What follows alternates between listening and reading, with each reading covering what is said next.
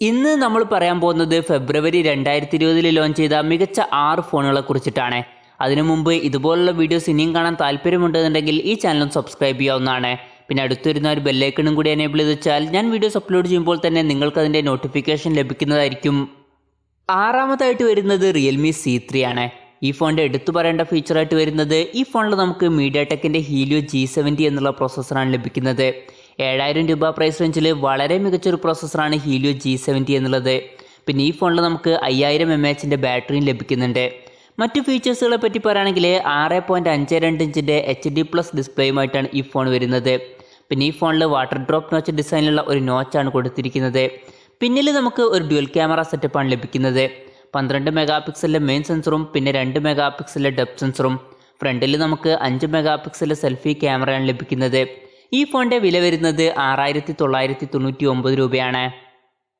പിന്നെ അഞ്ചാമതായിട്ട് വരുന്നത് Samsung M31 ആണ്. ഈ ഫോണിൻ്റെ എടുത്തു പറയേണ്ട ഫീച്ചറായിട്ട് വരുന്നത് ഈ ഫോണിൽ നമുക്ക് 6000 mAh ബാറ്ററി ലഭിക്കുന്നുണ്ട്. പിന്നെ പിന്നിൽ 4 ക്യാമറ സെൻസേഴ്സാണ് നമുക്ക് ലഭിക്കുന്നത്.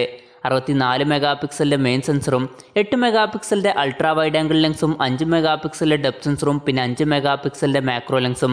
പിന്നെ ഫ്രണ്ടിൽ നമുക്ക് 32 മെഗാ പിക്സലിൻ്റെ സെൽഫി ക്യാമറ ലഭിക്കുന്നുണ്ട്. പിന്നെ 6.4 ഇഞ്ചിൻ്റെ സൂപ്പർ അമോലെഡ് ഡിസ്പ്ലേയുമായിട്ടാണ് ഈ ഫോൺ വരുന്നത്.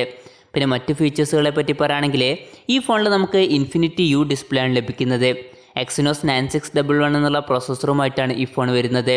ഈ ഫോണിൽ നമുക്ക് 15 വാട്ടിൻ്റെ ഫാസ്റ്റ് ചാർജിങ് സപ്പോർട്ട് ലഭിക്കുന്നുണ്ട്. പിന്നെ ഫോണിൻ്റെ വില വരുന്നത് 14999 രൂപയാണ്. പിന്നെ നാലാമതായിട്ട് വരുന്നത് സാംസങ് S20 സീരീസ് ആണ്. സാംസങ് S20 സീരീസിൽ 3 ഫോണുകളാണ് വരുന്നത്. Samsung S20, Samsung S20 plus പിന്നെ സാംസങ് S20 അൾട്ര.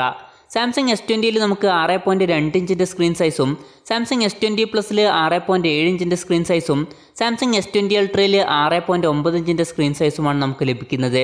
പിന്നെ ഈ ഫോണുകൾ വരുന്നത് ക്വാഡ് HD+ റെസൊല്യൂഷനിലാണ്. ഈ ഫോണുകളിൽ ഡൈനാമിക് അമോലെഡ് ഡിസ്പ്ലേ ആണ് ഉപയോഗിച്ചിരിക്കുന്നത്. പിന്നെ പഞ്ചോൾ ഡിസ്പ്ലേയുമായിട്ടാണ് ഈ ഫോണുകൾ വരുന്നത്. പിന്നെ ഈ ഫോണുകളിൽ നമുക്ക് 120 ഹെർട്സിൻ്റെ റിഫ്രഷ് റേറ്റ് ലഭിക്കുന്നുണ്ട്. പിന്നെ എക്സിനോസ് 990 എന്നുള്ള പ്രോസസ്സറുമായിട്ടാണ് ഈ ഫോണുകൾ വരുന്നത്. പിന്നെ ക്യാമറയെ പറ്റി പറയുകയാണെങ്കിൽ സാംസങ് S20 അൾട്രയിൽ പിന്നിൽ നമുക്ക് 4 ക്യാമറ സെൻസേഴ്സാണ് ലഭിക്കുന്നത്. 108 മെഗാ പിക്സലിൻ്റെ മെയിൻ സെൻസറും 48 മെഗാ പിക്സലിൻ്റെ ടെലിഫോട്ടോ ലെൻസും 12 മെഗാ പിക്സലിൻ്റെ അൾട്രാ വൈഡ് ആംഗിൾ ലെൻസും പിന്നെ ഒരു ഡെപ്ത് വിഷൻ സെൻസറും.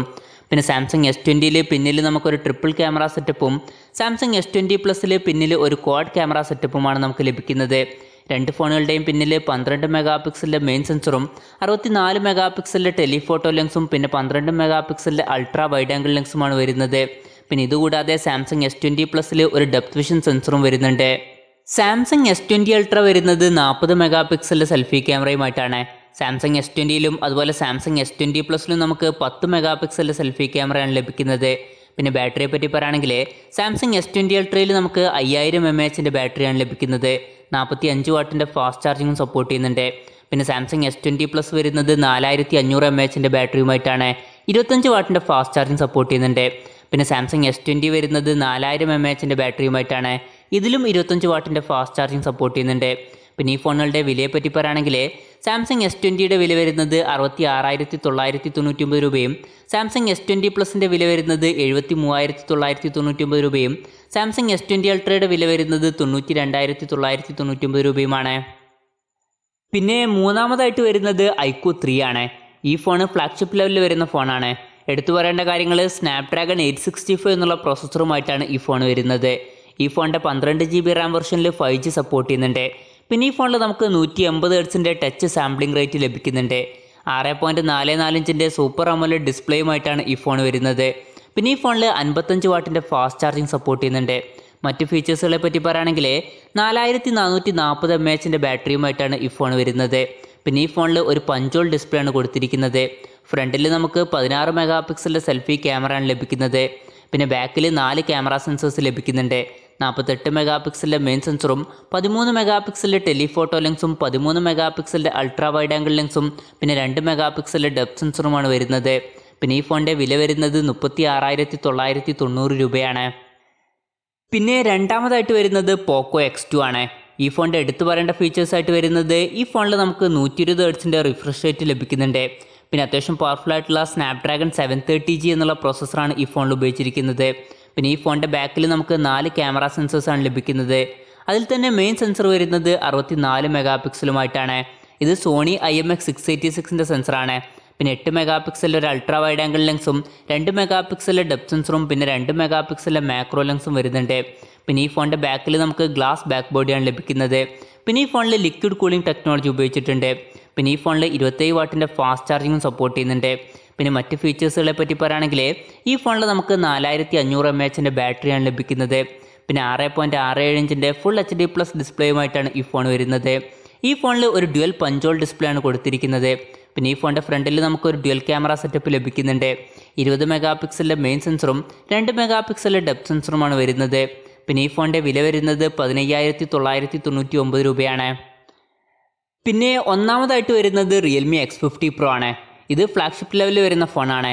ഈ ഫോണിൻ്റെ എടുത്തു പറയേണ്ട ഫീച്ചേഴ്സായിട്ട് വരുന്നത് ഈ ഫോണിൽ നമുക്ക് സ്നാപ്ഡ്രാഗൺ 865 എന്നുള്ള പ്രോസസ്സറാണ് ലഭിക്കുന്നത്. പിന്നെ ഈ ഫോണിൽ 5G സപ്പോർട്ട് ചെയ്യുന്നുണ്ട്. പിന്നെ ഈ ഫോണിൽ നമുക്ക് 90 ഹെർട്സിൻ്റെ റിഫ്രഷ് റേറ്റ് ലഭിക്കുന്നുണ്ട്. അതുപോലെ തന്നെ 180 ഹെർട്സിൻ്റെ ടച്ച് സാമ്പിളിംഗ് റേറ്റ് ലഭിക്കുന്നുണ്ട്. 6.44 ഇഞ്ചിൻ്റെ സൂപ്പർ അമോലെഡ് ഡിസ്പ്ലേയുമായിട്ടാണ് ഈ ഫോൺ വരുന്നത്. പിന്നെ ഈ ഫോണിൽ 65 വാട്ടിൻ്റെ ഫാസ്റ്റ് ചാർജിങ് സപ്പോർട്ട് ചെയ്യുന്നുണ്ട്.